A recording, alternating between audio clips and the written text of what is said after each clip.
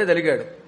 ఇక నీకు నాకు పడదు, రేపు పొద్దున వెళ్ళి నేను చచ్చిపోదాం అనుకుంటున్నాను, రైలు కింద తలబెట్టి చచ్చిపోతానన్నట్ట. ఆవిడ పతివ్రత, పో అంది. సరే పొద్దున్నే బయలుదేరాడు ఈయన. వెళ్ళిరా అంది ఈవిడ. అప్పుడైనా ఆపుతుందేమో అనుకుంటున్నాడు ఈయన. ఆపట్ల, వెళ్ళిరా అంది. అయితే పూరీ కూర పార్సిల్ చెయ్యి అన్నాడు ఈయన. చచ్చిపోవడానికి సింహాద్రి కింద పడి తెచ్చేవాడివి పూరీ కూర పార్సిల్ ఎందుకంది ఆవిడ. సింహాద్రి లేటుగా వస్తే ఆకలిదా అన్నట్ట. చచ్చేవాడికి వాడి పూరీ కూర ఎందుకు చెప్పడం ఆలస్యం అయితే. ఇది జరిగింది ఏలూరులో నా శిష్యుడు. సరే అదృష్టవశాత్తు ఇది నాకు తెలిసి ఈ పూరీ కుర్ర పుచ్చుకుని వాడిని మళ్ళీ మా ఇంటికి లాక్కొచ్చి, అప్పుడు నేను పవర్పేటలోనే ఉండేవాడిని కనుక, ఒరే చావకరా బాబు అని ఆవిడని కూడా పిలిచి వాళ్ళిద్దరిని కలిపాను అనుకోండి. వాళ్ళిద్దరు ఇప్పుడు బాగానే ఉన్నారు. 17 ఏళ్ల క్రితం మాట. ఇప్పుడైతే ఆపలేము. కాబట్టి ఎవరైనా మీరు అలా ఆత్మహత్య చేసుకునే ముందు ఏంటంటే నాకు చెప్పండి. మీ ఆవిడ చేత, మగవాళ్ళకైతే ఆవిడ చేత పూరీ కూర ఇప్పిస్తాను, ఆవిడకైతే ఈయన ద్వారా నలభేమ పాకం పెసరట్టు ఉప్మా ఇప్పిస్తాను, మధ్యలో వీలుంటే నేను రక్షిస్తాను. నేను తిననులేండి. తింటే ఈ గొడవ అంతా ఎందుకు, నేను భోజనం చేస్తానంటే మొత్తం గుంటూరు అంతా తరలొచ్చేది మా ఇంటికంటే మా ఇంటికని మా నియమాలు మాకుంటాయి. మళ్ళీ మీకు వాటా ఏమి రావు. సరే ఎందుకు చెబుతున్నానంటే, వెర్రిదానా కష్టం వచ్చిందని తొందరపడి ఆత్మహత్య చేసుకుంటే మహాపాపం, అంతకంటే మరో పాపం లేదు. నీకు గండం గడిచి సుఖం కలిగేందుకు నేను ఒక ఉపాయం చెబుతాను. మేము కామరూపులం, అనేక మంత్రతంత్రాలు శక్తులు కలిగిన వాళ్ళం. ఒక 10 రోజుల పాటు నేను నా పురుషత్వం నీకు ఇస్తాను, నీ స్త్రీత్వం సేకరిస్తాను. నేను మంత్రం నీకు ఇస్తాను. ఆ మంత్రం చదవగానే నా పౌరుషం నీకు వస్తుంది, అంటే నా పురుషత్వం నీకు వస్తుంది. అప్పుడు నీ ఆడతనం నాకు వస్తుంది. నువ్వు హాయిగా లక్షణంగా పురుషుడిగా 10 రోజుల పాటు అక్కడికి పో. వాళ్ళందరూ నిన్ను పరీక్ష చేసుకుంటే నువ్వు పురుషుడు అని తెలిపోతుంది. అన్నీ అయిపోయాక, నీ పనులు పూర్తయ్యాక 10 రోజుల తర్వాత నా దగ్గరికి వచ్చేయాల్సిన, మళ్ళీ ఆ మంత్రం నువ్వు చదివితేనే నా పురుషత్వం నాకు, నీ స్త్రీత్వం నీకు వస్తాయి. కృతజ్ఞత కలిగి ఉండే మళ్ళీ ఆఫ్టర్ 10 days నువ్వు మర్చిపోయావు అనుకో, నా బతుకు అర్థం అయిపోతుంది. నేను ఆడదానిగా నువ్వు మగాడుగా ఉండిపోతావు అనగానే, చచ్చా కృతజ్ఞతకి ఈ పాంచాల వీరులు ఎప్పుడూ కూడా కట్టుబడి ఉంటారు, చేసిన మేలు మర్చిపోలేరు అని దండం పెట్టి, దేవుళ్ళ కాపాడావు, నీ మేలు మర్చిపోలేను, రేపటి యుద్ధం నుంచి మేము బయటపడతాం, మా తల్లిదండ్రుల పరువు నా పరువు నిలబడుతుంది అని ఆ మంత్రం పుచ్చుకుని శిఖండి చదవగానే చూస్తూ ఉండగా శిఖండి కాస్త పురుషుడైపోయాట. నాలాగా మంచి పౌరుషంతో అందంగా తయారైపోయాడు. ఇక పాపం స్థూలకర్ణుడు కాస్త సన్నగా ఉన్న స్త్రీగా మారిపోయాడు. కొండగుహలో దాక్కుని మగవాడి వేషంలో బయటకు వస్తాను కానీ ఆడవేషంలో బయటికి రావడానికి నాకు సిగ్గుగా ఉంది, అయ్యో కొప్పెలా ఉందో, ఓహో ఓహో అని సిగ్గుపడిపోతూ కొండగుహలోకి వెళ్ళి 10 days తర్వాత మాత్రం మర్చిపోక, ఆఫ్టర్ 10 days అన్నట్ట గ్యారంటీగా వస్తానన్నాడు ఆయన. ఇప్పుడు శిఖండి మంచి పురుషుడై కోరమీసంతో, చక్కని నడుముతో, కవచంతో, చక్కని జుట్టుతో, అందమైనటువంటి కళ్లతో, నిజమైన అసలు సిసలైన పురుషుడే, పైగా యక్ష సౌందర్యం కదా అది, పైగా అటువంటి సౌందర్యంతో ఇంటికి వచ్చాడు. వచ్చి ఇంకా తెల్లవారుజాము అవుతోంది అప్పటికే. తల్లి తండ్రిని పిలిచి యుద్ధం ఆగిపోయినట్టే అన్నట్ట. ఎలా ఆగిపోతుంది ఆయన అంటే, ఎలా ఆగిపోవడం ఏంటి, యక్షుడి దయతో నేను నిజంగా పురుషుడిని అయ్యాను అనగానే వాళ్ళు ఆనందపడిపోయా, యక్షుడు కదురా బాబు, మన పాలిటి మహా పరమేశ్వరుడు, త్రిక్షుడు, త్రేక్షణుడు ఆయన అని శివుణ్ణి పొగిడినట్టు ఆ యక్షుడిని పొగిడారు.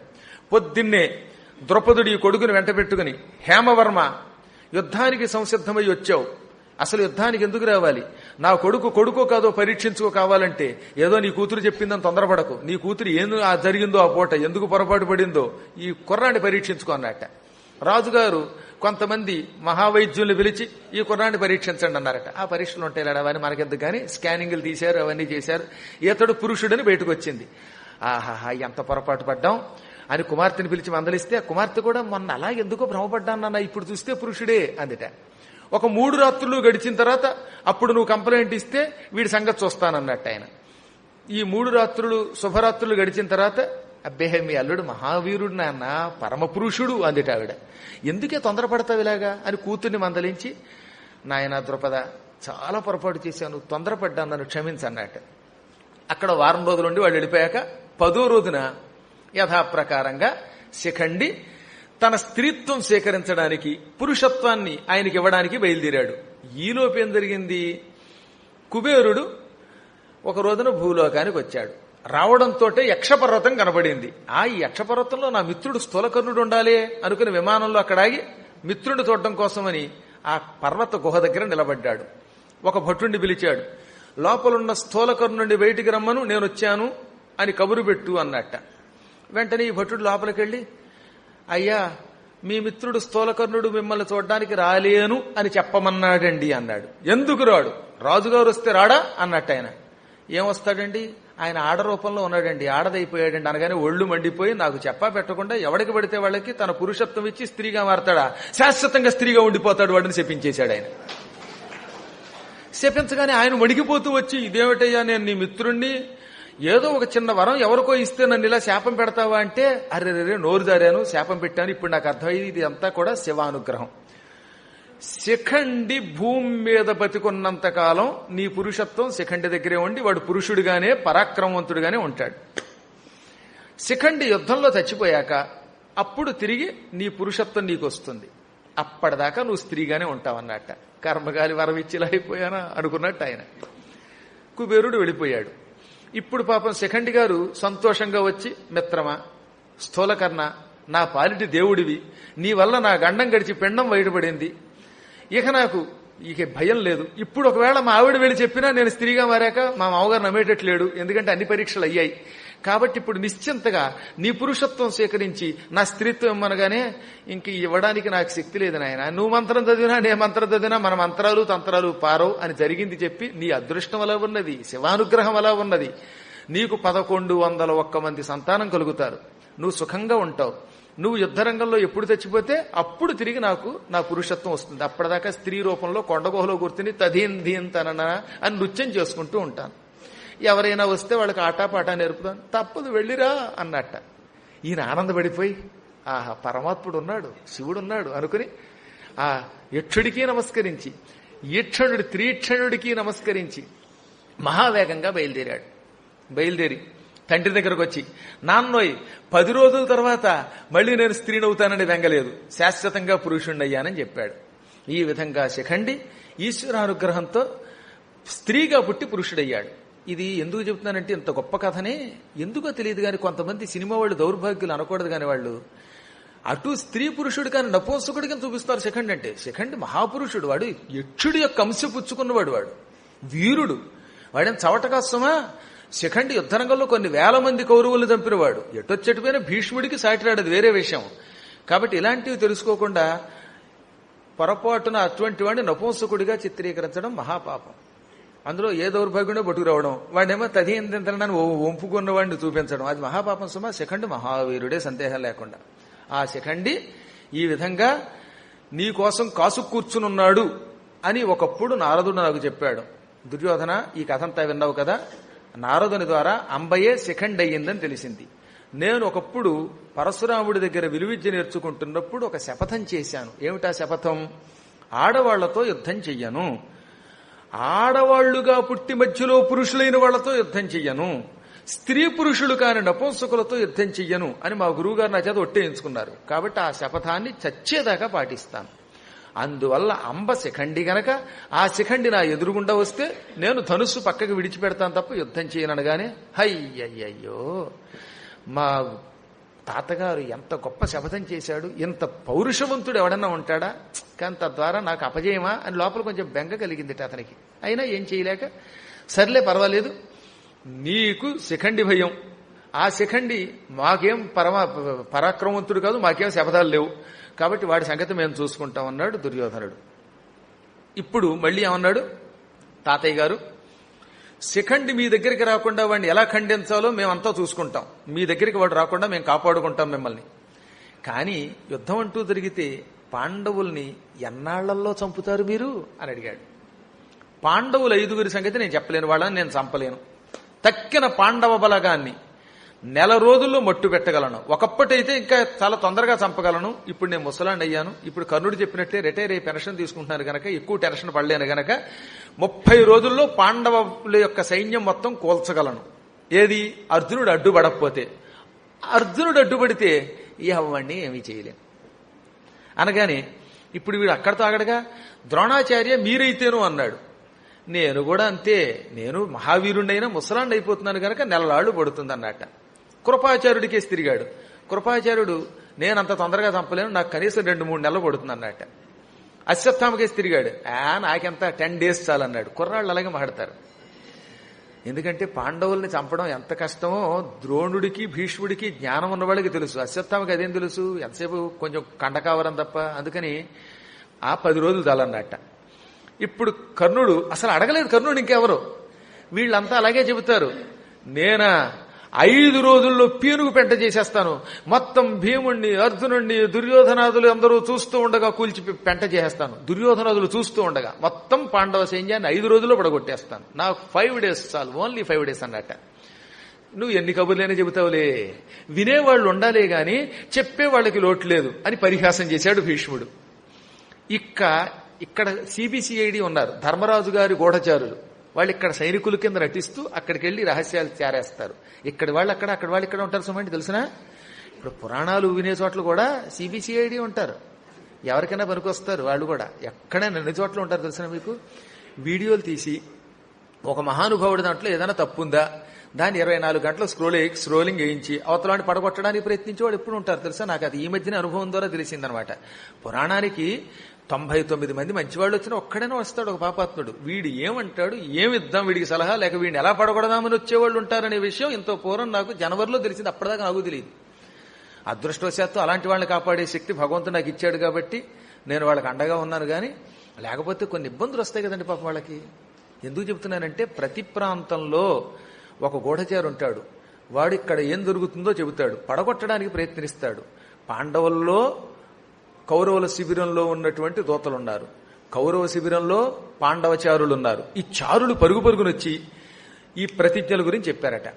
ధర్మరాజు ఒక క్షణం తెల్లబోయి మొత్తం తన వాళ్ళందరినీ సమావేశపరిచి, అర్జున, కర్ణుడు 5 రోజుల్లో మన వాళ్ళని కూలుస్తానంటున్నాడు. మిగతా వాళ్ళ గురించి నాకు భయం లేదులే, వాళ్ళు ఊరికే శపథాలు చేసినా వాళ్ళు ఏం చేయలేరు. కానీ కర్ణుడి గురించి నా భయం, 5 రోజుల్లో పడగొడతాట. నీ సంగతి ఏమిటంటే నవ్వాయినా, అన్నయ్య ఎందుకు చీటికి వాటికి వాళ్ళ గురించి భయపడతావు? అనుమానం బదియేల నీ మదీయ స్ఫార బాహాబలంబు నిరూపింపదలంచితే నివినుమేపు జేవయుం జూపి కృష్ణుని తోడ్పాటున పేర్చి ఏ కడగినం చోర్ణంబుగా వింతు ఒక్క నిమేషంబున దేవదానవులతో కోడం త్రిలోకంబును. అర్జునుడి యొక్క గొప్ప మాట వినండి. ఎందుకు ఇన్నిసార్లు అనుమానం నీకు? నా బాహుబలం నీకు నిరూపించాలి అనిపిస్తే, నేను ఆగ్రహిస్తే ఉట్టినే నేను ఆగ్రహించను. కృష్ణుని తోడ్పాటున ఎప్పుడు అర్జునుడి గొప్పతనం అది. ఈ శ్రీకృష్ణుడు నాకు సాయం చెయ్యాలే గాని, నా రథం నడపాలే గాని నేను తలుచుకుంటే ఒక్క నిమేషంలో దేవదానవులతో కూడిన త్రిలోకాన్ని భస్మం చేస్తాను. ఎలాగా నువ్వు అడగచ్చు. ఈశ్వరుడు నాకు పాశుపతం అని ఒక అస్త్రం ఇచ్చాడు. ఈ అస్త్రం 3 లోకాలని ఒక్క నిమిషంలో కాలుస్తుంది అన్నాడు. కాబట్టి నేను తలుచుకుని ఆ అస్త్రం వేస్తే 3 లోకాలు బూడిదైపోతాయి. కానీ నేను ఆ పిచ్చ పని చెయ్యను. ఇతరులకు వల్లే ఇన్ని రోజుల్లో చంపుతానని ప్రతిజ్ఞ చెయ్యను. నేను తలుచుకుంటే పాశుపతం వేస్తాను. ఎందుకంటే పాశుపతం మొత్తం కౌరవ సైనికుల్లో ఒక్కరి దగ్గర కూడా లేదు. ఇప్పుడు ప్రస్తుతం భూమి మీద ఉన్న వాళ్ళల్లో పరమాత్ముడైన కృష్ణుడు తప్ప మరెవ్వరూ పాశుపతం ఎరిగిన వాళ్ళు లేరు. కాబట్టి పాశుపతమే వేశానంటే యుద్ధానికి అళ్ళక్కర్లా, ఇక్కడి నుంచే భస్మం చెయ్యొచ్చు. అది అధర్మం. వెంటనే మళ్ళీ చెబుతున్నాడు అర్జునుడు, నేను చెప్పిన మాట అహంకారంతో చెప్పడంలా, న్యాయమే. కానీ అయినప్పటికీ ఆ అధర్మానికి పూనుకోను. అధర్మంతో శివుడొద్దన్న పని చేసి అత్యావశ్యక స్థితిలో తప్ప ఎవరి మీద పాశుపతం వెయ్యను అనే మాట ఇచ్చిన నేను ఎలా వేస్తాను ఈ అస్త్రం? ఆ అస్త్రం వేసి చంపితే యుద్ధం మాత్రమే ఉంటుంది, నాకు పేరేం వస్తుంది? శివుడిచ్చాడు పాశుపతం, దాంతో అందరినీ బూడి చేశాడంటారు. కాబట్టి నేను సరదాగా యుద్ధం చేస్తాను, నా ఓపినంత యుద్ధం చేస్తాను. నిన్ను మాత్రం ఎవ్వరూ బంధించకుండా నేను అడ్డం కొడతాను. నీకు నీ పరివారానికి ఏ విధమైనటువంటి ఇబ్బంది రాదు, మీకు ఏ విధమైన గాయం కాదు. నేను వాళ్ళకి వల్లే ప్రతిజ్ఞలు చేయను, నెల్లాళ్ళు 10 రోజులు అనను. శ్రీకృష్ణుడి యొక్క అనుగ్రహంతో ఓపినంత యుద్ధం చేస్తాం, వాళ్ళని పడగొడతాం. చిట్ట చివరికి మాత్రం మనకి విజయం కలిగి తీరుతుంది, అందులో సందేహం లేదు. ఇంత వట్టుకి ఖాయమని చెప్పాడు ఆయన. యుద్ధం మంది, కానీ వాళ్ళకి వల్లే లేనిపోయిన కబుర్లు చెప్పను నేను. ఎన్ని రోజులు జరగాలో అదంతా కాలం నిర్ణయిస్తుంది, పరమాత్ముడు నిర్ణయిస్తాడు అనగానే ఆయన సంతోషపడ్డాడు. క్రమంగా తెల్లవారింది. యుద్ధక్షేత్రంలో అక్కడ పాండవ కౌరవులంతా ఇటు హిరణ్వతి నది దగ్గర నుంచి కురుక్షేత్రం వరకు డేరాలు వేసుకున్నారు. విశాలమైనటువంటి మైదానం యుద్ధానికి సంసిద్ధం చేసుకున్నారు. ఒకేసారి 23 అక్షౌహిణీల సైన్యం నిలబడ్డానికి పనికొచ్చేంత భూమి ఆ కురుక్షేత్రం అంటే. ఆ రాదు, అదంతా కూడా కేవలం ఖాళీ స్థలం కదా, ఇప్పుడంటే నగరాలు వచ్చాయి. గాని అటు కౌరవులు ఇటు పాండవులు అంతా సంసిద్ధంగా ఉన్నారు. ఇది విన్న ధృతరాష్ట్రుడు సంజయుడిని పిలిచాడు. వెంటనే ఇక్కడితోటి మనకి ఉద్యోగ పర్వం పూర్తయిపోయింది సుమా, అందరూ కూడా ఉద్యోగ పర్వానికి ఒకసారి గట్టిగా తప్పట్లు కొట్టచ్చు. ఇంకెక్కడి నుంచి భీష్మ పర్వం. ఈ భీష్మ పర్వంలో హైలైట్ భగవద్గీత. కాకపోతే భగవద్గీత ఎప్పుడు విడిగా చెప్పాలని ఒక నియమం వల్ల మేము సారాంశమే చెబుతాం, కానీ దాన్ని చెప్పాలంటే నాకు 40 రోజులు పడితే కూడా 40 రోజులు చెప్పినా పూర్తిగా చెప్పలేదు భగవద్గీత. ఒకానొకప్పుడు అంటే ఆ కాలం వేరు. ఇప్పుడు భగవద్గీత యొక్క సారాంశం క్లుప్తంగా చెప్పుకుంటాం మనం. కాబట్టి ఎందుకని ఇప్పటికి మనకి 25వ రోజు, ఇంక 29 రోజులు మిగిలింది. 29 రోజుల్లో ఇంకా ఎంత భారతం ఉందో ఆలోచించండి. మీకు ఇంత చేసి 5 పర్వాలు అయ్యింది. మనకి 13 పర్వాలు ఉన్నాయి.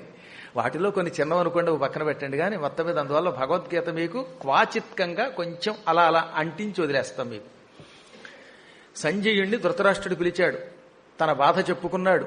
కొంచెం దుఃఖం పట్టుకుంది వాడికి. యుద్ధం ప్రారంభమవుతోంది, కొడుకులు బతుకుతారో లేదో అనుమానం, అంతలోనే మళ్ళీ ఆశ.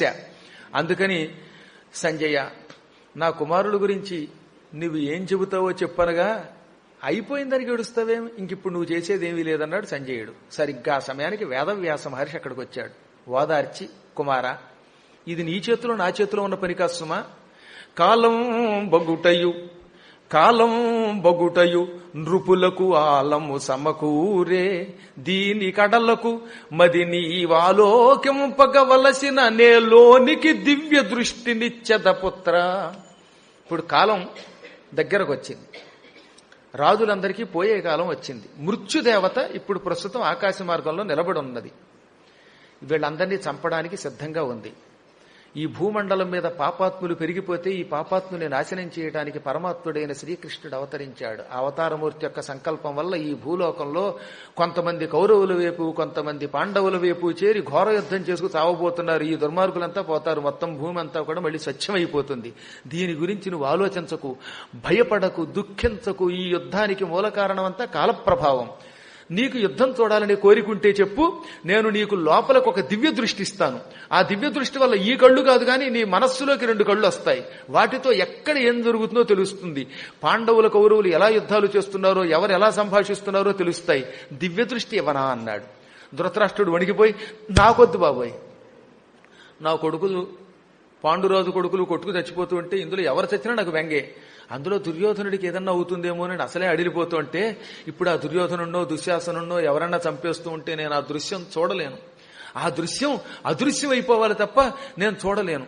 కానీ వినాలనుంది నాకు భారతరణం అన్నట్ట.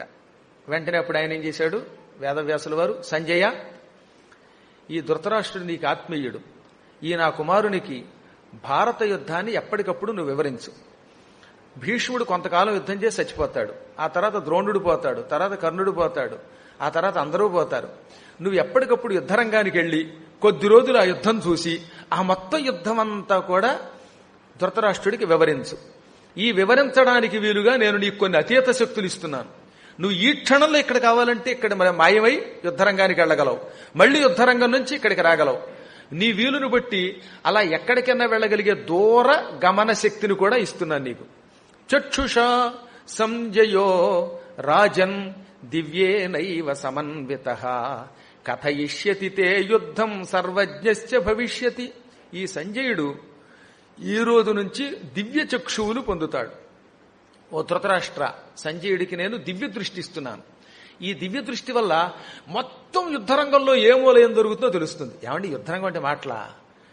అది దాదాపు 30 చదరపు మైళ్ళు విస్తీర్ణంలో జరుగుతోంది యుద్ధం. అంటే కొన్ని కోట్ల మంది యుద్ధం చేస్తున్నారు. ఎంతమంది మధ్యలో ఏమోలో ఏదో జరిగితే ఇతనికి ఎలా తెలుస్తుంది చెప్పండి? ఇక్కడి నుంచి ఆ చివరున్నవాడే నాకు కనబడ్డంలా.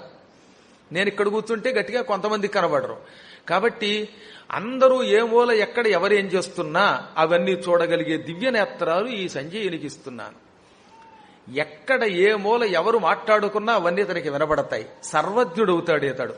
ప్రకాశం వా దివా వా యదివా నిశి మనసా చింతితమపి సర్వం వేత్స్యతి సంజయః. ఈతడు ఎవరైనా పబ్లిక్ గా మాట్లాడుకున్నా వింటాడు, రహస్యంగా మాట్లాడుకుంటారుగా అవి తెలుస్తాయి ఇతనికి. ఇప్పుడు రాత్రిపూట గుడారాల్లో రకరకాల చర్చలు చేస్తారు కదా. పగటిపూట యుద్ధరంగంలో మాట్లాడుకునే మాటలు ఎలాగో కొంతవరకు వినబడచ్చు. కానీ రాత్రిపూట కౌరవుల యొక్క శిబిరాల్లో వాళ్ళు చర్చలు చేస్తారు, పాండవ శిబిరాల్లో రహస్య చర్చలు ఉంటాయి. ఈ రహస్య చర్చలు కానీ బయటికి మాట్లాడుకుంటున్న మాటలు కానీ ఎవరైనా ఎవరికీ తెలియకుండా మూడో కంటి వాడికి తెలియకుండా కాగితం మీద రాసుకున్నవి కానీ ఇవన్నీ వీడికి తెలిసిపోతాయి. కానీ నీకు తప్ప ఇతరులకు చెప్పలేడు వాడు. మళ్ళీ బయటవాడికి చెప్తే ప్రమాదం కదా, అందుకని నీకు మాత్రం చెప్పగలుగుతాడు. పగలు గాని రాత్రి గాని కట్టిక చీకట్లో కూడా ఎవరూ చూడలేని చోట కూడా ఇతను చూడగలుగుతాడు. అక్కడ ఏం జరుగుతుందో తెలుస్తుంది. ఈ కృష్ణుడు అర్జునుడు మొదలైన వాడు రహస్యంగా ఏ మూల ఏం చేసినా తెలుస్తుంది, దుర్యోధనాదులు చేసినా తెలుస్తుంది. యుద్ధరంగంలోకి వెళ్ళి అన్ని చూస్తున్నప్పుడు, ఇవన్నీ చూస్తున్నప్పుడు పొరపాటున బాణాలు తగలచ్చుగా. ఆ బాణములు తగిలిన, కత్తులు తగిలిన, గదలు తగిలిన వీడికి ఏమవదు. నైనం శస్త్రాణి ఛేత్స్యంతి నైనం బాధిష్యతే శ్రమ. ఈతడు యుద్ధములో స్వేచ్ఛగా తిరగచ్చు. ఏ అస్త్రములు, శస్త్రములు, కత్తులు, గదలు, కటార్లు ఇతన్ని ఏం చేయలేవు. పొరపాటున భీముడు దుర్యోధనుడు యుద్ధం చేస్తుంటే మధ్యలో వెళ్ళాడు అనుకోండి, వాళ్ళు కొట్టుకుంటే ఆ దెబ్బలు వాళ్ళకి తగులుతాయి కానీ వీడికి తగలవు. 2 గొర్రెలు కొట్టుకుంటుంటే మధ్యలో వెళ్ళినటువంటి పిల్ల చచ్చిపోదు, కానీ వీడికి మాత్రం ఏమవదు. ఇతడికి శ్రమ, అలసట కూడా ఏనం బాధిష్యతే, బాధించదు. ఎంత పరిగెత్తినా తిరిగినా ఎన్ని కథలు చెప్పినా వీడు అలిసిపోడు. సాధారణంగా 2 గంటల ఉపన్యాసం చెప్పాక ఎవరికైనా సరే కొంచెం అలసట వస్తుంది, గొంతుకులో తేడా వస్తుంది. కానీ ఇతనికి మాత్రం 18 గంటలు కాదు 30 గంటల ఉపన్యాసం చెప్పినా అలసట రాదు. ఈ విధంగా ఈ యుద్ధం అయ్యేదాకా మాత్రం వీడికి శక్తి ఉంటుంది. యుద్ధం అయిపోయాక వీడి శక్తి పోతుంది. మళ్ళీ అది ఎల్లకాలం ఉంటే అది ప్రమాదం కనుక. ఇక నీకు ఒక విషయం చెబుతున్నాను విను. ఈ కౌరవ పాండవుల కీర్తి నేను కావ్యంగా రాస్తా అన్నాడు ఆయన. అహంతు కీర్తిమేతేషాం. ఇక్కడ ప్రకటించాడు ఆ మహాత్ముడు. నేను ఈ వంశాన్ని నిలబెట్టాను, నువ్వు పాండురాజు నా కొడుకులే, తద్వారా ఈ వంశాభివృద్ధి కలిగింది. ఇంత మహావంశం యొక్క కథని, ఈ పవిత్ర భారత కథని పంచమ వేదంగా లోకంలో కీర్తిస్తాను. అహంతు కీర్తివేతేషాం కురూణాం భరతర్షభ. ఈ కురువంశస్థుల యొక్క యుద్ధం, వాళ్లలో ధర్మం ఎక్కడున్నది, అధర్మం ఎక్కడున్నది, ఎవరు ఏం చేశారు, భగవంతుడు ఎక్కడున్నాడు, ఇవన్నీ విశేషాలన్నీ నేను జయ అని పేరు కలిగిన, భారతమని మరో పేరు కలిగిన ఒక ఉద్గ్రంథం 1,00,000 శ్లోకాలకు పైబడిన గ్రంథం రాసి లోకానికి అందిస్తాను. అది భూమి ఉన్నంతకాలం ఆ గ్రంథం ఉంటుంది. తద్వారా మీ కీర్తి కూడా వ్యాపిస్తుంది. కాబట్టి ఈ భారత కథ పరమ పవిత్రమైన కథ చరిత్రలో నిలిచిపోతుంది. ఇప్పుడున్న శకునములు బట్టి చెబుతున్నాను, కౌరవులకు క్షయం తప్పదు. సుస్పష్టంగా చెప్పాడు, నాకు శకునములు తెలుసు, మీ వైపు వాళ్ళకి అపశకునాలు వస్తున్నాయి, పాండవులకు శుభశకునములున్నాయి. యుద్ధంలో చివరికి పాండవులు మిగులుతారు, అయినా అటు ఇటు జనక్షయం కాక తప్పదు అని, సంజయ ఇక నీకు అన్ని శక్తులు వచ్చాయి, నువ్వు ఈ ధృతరాష్ట్రుడికి కథా కమామీషులు వివరించు, రేపటి నుంచి ఉపన్యాసం అంతా నీదే, స్పీచ్ 2 మైకులు నీకు ఇచ్చేశాం, ఈ ధృతరాష్ట్రుడికి చెప్పు అని అదృశ్యమైపోయాడు. అప్పుడు సంజయుడికేసి తిరిగి ధృతరాష్ట్రుడు, సంజయ ఈ భూమి కోసం ఈ వెర్రిజనం ఎందుకు ఎంత కొట్టుకుంటారు, ఈ భూమి ఎంత తీపా అన్నాడు. అనగానే అవునయ్యా అదే విచిత్రం, ఈ భూమి ఒకానొకప్పుడు శ్రీమన్నారాయణుని దివ్యానుగ్రహంతో ఆవిర్భవించింది. దీని మీద కొండలున్నాయి, గుట్టలున్నాయి, కృష్ణ, గోదావరి, చర్మణవతి, గంగా, యమున, సరస్వతి వంటి పవిత్రమైన నదులున్నాయి. ఈ నదులన్నీ కూడా భోజనమునకు కావలసినటువంటి అంటే పంటలన్నీ ఇస్తాయి. సారవంతమైన భూములను ఏర్పాటు చేశాయి. కొండలున్నాయి, అవి అనేక రకాల సంపదలకి నిలయం. అరణ్యాలు సక్రమంగా ఉపయోగించుకుంటే అవి సంపదలు ఇస్తాయి. ఈ భూమి అనేక విధములైన బంగారము, వెండి, తగరం, శేషం, ఇనుము వంటి ధాతువులకు నిలయం. ఈ భూమండలాన్ని 9 ఖండముల కింద ఆ కాలంలో విభజించారట. ఇప్పుడంటే మనం 7 ఖండాలు అంటున్నాం కానీ పూర్వం నవఖండ మండలాలుగా ఈ భూమండలాన్ని బృహస్పతి లాంటి మహాత్ములు విభజించారు. ఇందులో అనేక ద్వీపములున్నాయి. జంబూద్వీపం, ప్లక్షద్వీపం, కుశద్వీపం, క్రౌంచద్వీపం వంటి ద్వీపాలు ఎన్నో ఉన్నాయి. అందులో మన భరతవర్షం జంబూద్వీపం. ఈ జంబూద్వీపంలో ఎన్నో సంపదలున్నాయి. ఇక్కడున్నంత సంపద ప్రపంచంలో ఇంకెక్కడా లేదు. ఈ సంపదని ఇతర దేశస్థులు తరచుగా ఎత్తుకుపోతూ ఉంటారు. అటువంటి ఈ భూమి ఒక్కసారి తనకి లభిస్తే దాన్ని విడిచిపెట్టడానికి జనం అంత తేలిక ఇష్టపడరు. సూది మనం ఓపినంత భూమి కూడా పక్క వాళ్ళకి ఎవరు మహారాజులు. ఒకసారి ప్రభుత్వాధికారంలోకి వచ్చాక ఈ భూమి మీద పెచ్చపట్టుకుంటుంది. అందుకేగా భూములు కబ్జాలు చేసేస్తున్నారు. ఈ విధంగా ఈ భూమి మీద వ్యామోహం పెరుగుతుంది. ఎవడికి వాడికి ఈ భూమి వదలడట. సరిహద్దు తగాదా కోసం ఆస్తి అంతా తగలబెడతాడు గాని పక్కవాడికి ఒక గజం ఇవ్వడు. మీరు చూశారు కదా, ఈ మాట సంజయుడు చెప్పిన మాట. పక్క రాజు గారికి ఒక గజం ఇవ్వడు, కానీ తన ప్రాణం పోగొట్టుకుంటాడు, చస్తాడు, చివరికి ఆస్తి పోగొట్టుకుంటాడు. ఆస్తి పోయినా పర్వాలేదట, ఇది మాత్రం నాస్తి అంటట. దాంతో వీడికి తగిన శాస్తి అయిపోతుంది. అప్పుడు ఎలా చెప్పాడు, ఇప్పుడు అంతే. నేను చూస్తున్నాను చాలా చోట సరిహద్దుకి తగాదా వచ్చింది.